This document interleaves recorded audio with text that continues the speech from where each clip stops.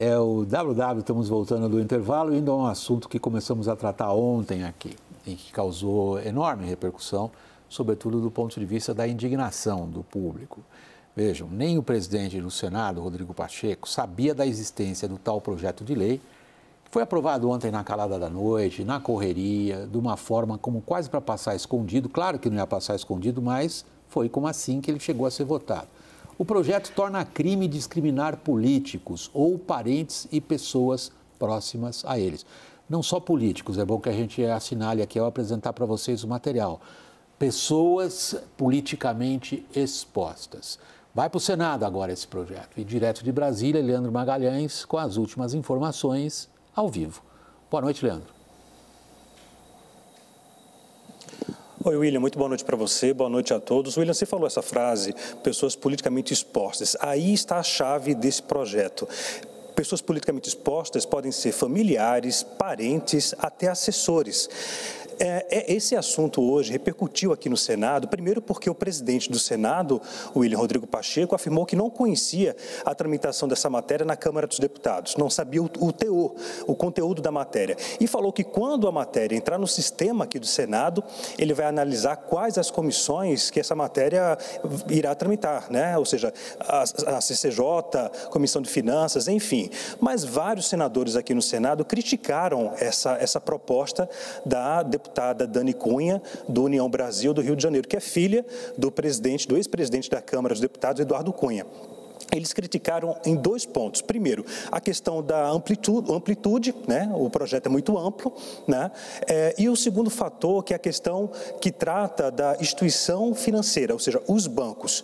O projeto deixa claro que os bancos não podem impedir que pessoas, eu vou generalizar, no entorno do político, seja ministro, seja governador, assessor, familiares, até de segundo grau, essas pessoas não podem ter negado, digamos assim, o banco não pode negar crédito, tampouco suspender uma conta numa instituição financeira, né, por causa de políticos, de ter ligação com políticos ou ter trabalhado para políticos. Ou seja, isso foi muito criticado por vários senadores hoje aqui. Esses senadores disseram que essa matéria tem que ser discutida, tem que ser alterada.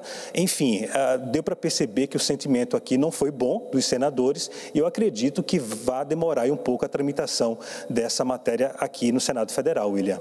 Obrigado, Leandro. Boa noite para você aí em Brasília. Você já temos uma reação, né, de algumas instituições, por exemplo, a Transparência Internacional? Temos, William. Um dos argumentos que tem sido utilizado pelos deputados que aprovaram o projeto, inclusive pela Daniela Cunha, não, mas a gente não mexeu em nada na legislação de lavagem de dinheiro, mas está desestimulando muito. E é isso que aponta a Transparência Internacional.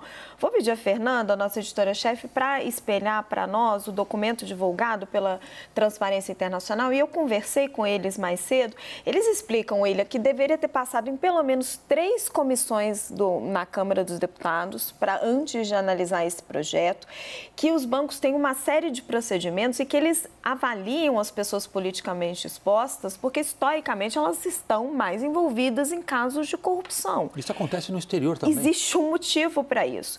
E aí, Fernanda, de novo, por favor, o documento tem um trechinho que eu queria ler para vocês, que diz o seguinte: ao criminalizar a adoção dessas condutas que têm o objetivo de reduzir os riscos de lavagem de dinheiro, quais que são essas condutas? Negar a abertura de conta, pedir uma assinatura extra, enfim, tomar aquele cuidado, né?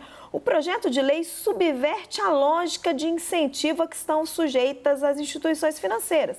Ao invés de se preocuparem com eventuais punições administrativas pelo descumprimento de normas anti-lavagem, essas instituições buscarão evitar que seus funcionários sejam indiciados e condenados à reclusão de 2 a 4 anos. E, para isso, oferecerão serviços a qualquer um, independente dos riscos. Caio, vamos lá. Você é o autor dessa frase que a gente sempre cita aqui, sua política como ela é. Que política é essa? William, o Congresso Nacional ele é sempre muito eficaz em avançar com agendas corporativas. Esse é um caso. O caso mais forte, pelo menos até agora, também que eu considero da atual legislatura, a PEC da anistia.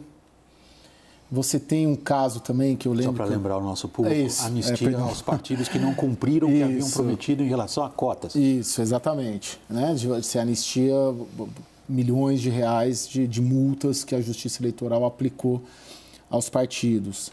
Você tem um caso emblemático da Lei de Abuso de Poder, essa sim, em 2019, que foi uma reação à Operação Lava Jato, que ela revê diversas medidas em relação a... a principal reação do Congresso à Lava Jato é a Lei de Abuso de Poder de 2019, acho que o Renan Calheiros que foi o relator, se não me falha, ou o autor. Então, ele é eficaz nisso. E no meio, no bojo ali de agendas sérias, por exemplo, reforma tributária, arcabouço fiscal, no meio de agendas irrelevantes, aparecem as agendas corporativas. Esse é um caso clássico. Agora, pela apuração, pelas conversas, tanto o Leandro, Raquel, nós todos aqui, hoje vai parar no Senado. O Senado ele tem dado todos os sinais, ele tem tido uma preocupação do Rodrigo Pacheco de barrar ali algumas medidas que a Câmara avança, para bem ou para o mal, né? Você vê, por exemplo, é um outro papo, mas o marco do saneamento parou ali, os PDLs do saneamento. Então, assim, isso acontece corriqueiramente, não vai ser a primeira vez, já é a segunda vez nessa legislatura em 4 meses, né? Raquel, quando a gente vê a ligação disso com o sistema financeiro, obviamente, digamos que isto tramite pelo Senado, certo? Sim. Vai nos criar dificuldades imensas lá fora. Esse sistema que os bancos internacionais, por exemplo, têm, eles são obrigados a manter numa gaveta o que eles chamam de client profile. Isso pode ser interpretado como uma questão de perseguição política lá fora para evitar, por exemplo, que alguém esteja ajudando o Putin na guerra da Ucrânia. Boa parte dessas precauções que o sistema financeiro toma estão relacionadas a crime organizado, estão relacionados a tráfico humano, estão relacionados a tráfico de armas, estão relacionados a todo tipo de contrabando ou de tentar passar por trás de sanções. Quer dizer, quem teve essa ideia genial no Congresso de atacar o sistema financeiro dizendo que ele está discriminando, na verdade está causando um grande problema para o país. William, qual que é o ponto? Quando você toma todos esses cuidados em relação a essas pessoas politicamente expostas, e é um ranking gigante de gente no Brasil. 99 mil pessoas são abrangidas. 99 mil pessoas. Não é só lavagem de dinheiro por corrupção. Os crimes de lavagem, eles envolvem, como você estava falando, e a Transparência Internacional ressaltou isso muito para mim, o terrorismo, o contrabando, o tráfico humano. Então, todos esses crimes o sistema financeiro está desincentivado a verificar. Hoje eu conversei na Febraban e eles até me mandaram um posicionamento dizendo que precisam avaliar o mérito desse projeto e que precisam de um diálogo com a Controladoria Geral da União, com o Banco Central e com o COAF. Por que esses 3 órgãos? Porque são exatamente esses 3 órgãos aos quais o sistema financeiro responde. São essas as normas, é o Banco Central, é o COAF que fazem essas normas e que pedem, é o COAF que diz, olha, tem um alerta ali, vai lá e checa essa pessoa, breca isso daqui. Ou um banco avisa o COAF, olha, movimentação estranha. Ele é obrigado a fazer isso. Exatamente. E aí a Febraban continua naquela linguagem, né, toda típica da Febraban, para avaliar se as alterações promovidas estariam ou não alinhadas ao arcabouço doméstico e internacional que trata das práticas de prevenção e combate aos ilícitos. Raquel, eles não disseram, mas Raquel, vou dizer, não estão. Não estão alinhadas as práticas internacionais e nacionais. Agora, Caio, se a gente considera a relação entre os 2 chefes das casas legislativas, ela tem sido, por vezes, convergente. Vimos, por exemplo, agora, recentemente, no caso das comissões mistas ou não, que iam analisar as medidas provisórias, como Rodrigo Pacheco e Arthur Lira foram quase, digamos, politicamente falando, foram as vias de fato, com manifestações públicas de desagrado um em relação ao outro. Houve um empenho evidente do presidente da Câmara dos Deputados, o Arthur Lira, em fazer isso daí passar rápido. Você mesmo disse, isso aí para no Senado. Como é que fica entre os 2? William, eu gosto de ver esse tipo de perspectiva a partir das perspectivas deles, do Arthur e do Pacheco. Qual que é o projeto político do Arthur Lira? Ser senador. De preferência com o apoio do governo, porque o Lula é popular em Alagoas. E lá tem um conflito regional com o Renan Calheiros. Qual que é o projeto político do Rodrigo Pacheco? Pelo que me dizem, nunca ouvi disso. Frises que eu nunca ouvi disso diretamente do Pacheco, mas tem gente que fala com ele que sim quer ser ministro do Supremo. Então há outras condicionantes aí, e aí, portanto, ele precisaria de uma nomeação do presidente da República. Logo, os movimentos do Arthur e do Rodrigo, eles não necessariamente tendem a caminhar no mesmo sentido, porque tendo uma pretensão de ter uma nomeação para o Supremo, vai ser mais alinhado ao Palácio. O Arthur Lira não necessariamente caminharia nisso, porque ele conseguiria, eventualmente, ter um poder ali, de alguma maneira, tentar alavancar esse projeto para ser senador. Um projeto especificamente como esse, eu vejo que o Arthur Lira pauta muito mais como uma coisa, um projeto do Centrão, talvez até sabendo que não vai adiante, muito embora também precisemos pontuar que uma posição do Rodrigo Pacheco a partir do projeto político dele não necessariamente seja respaldado por baixo. Porque, pelo que eu levantei também, tem senadores conversando e que não veem com maus olhos isso daí. Então, ou seja, teríamos que avaliar também que tipo de pressão o Rodrigo Pacheco poderia sofrer se um projeto desse é apoiado também por senadores. Porque se trata de um projeto, eu penso, muito mais da política do que especificamente de uma classe de políticos, sejam deputados ou sejam senadores. Você diz um projeto da política, mas não de uma classe política. Não, sim, é um projeto de político, né? Que políticos não veem, em geral, não veem problemas nele. Né? Porque sentem-se, de alguma maneira, afetados direto ou indiretamente. Porque...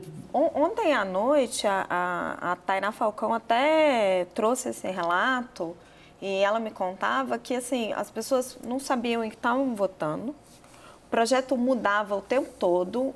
Nós mesmos aqui no WW trouxemos a informação de que ia ser só uma multa de R$10 mil, porque o relator Cláudio Cajado tinha passado essa informação para o nosso repórter Leandro Magalhães. Daí eu falei com ele de novo hoje de manhã, não, estava previsto a prisão de 2 a 4 anos, era uma enorme confusão. E aí a Tainá me relatava que muitos deputados, eles ouviam assim, olha, não, vota aí que vai ser bom para nós. Vai ser bom para nós, políticos.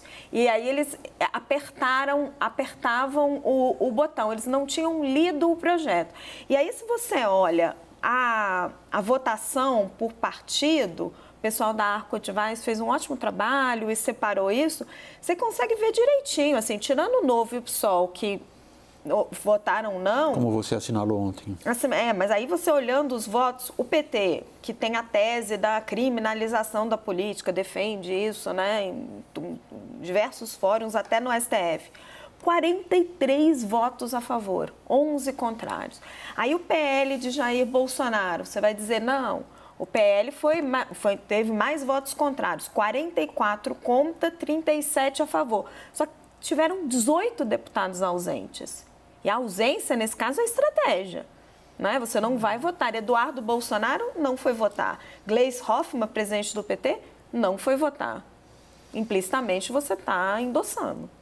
Bom, do ponto de vista geral, se a gente olha para o sistema político brasileiro e considera qual é a representatividade do parlamento, que é um ponto que você sempre gosta de assinalar, Caio, o nosso sistema proporcional de votação, na verdade, garante a desproporção. Isso é algo que a gente registra no Brasil, na relação eleitor com o eleito, é uma crescente distância. Isso que foi aprovado apenas confirma os piores temores, que a classe política, ela, além de ter baixa representatividade nesse sentido, por força do nosso sistema, é uma questão estrutural, por outro, ela não tem nenhum vínculo com aquilo que se possa considerar o interesse público na atividade deles. E aí produzem essas peças, que são a clara legislação em causa própria.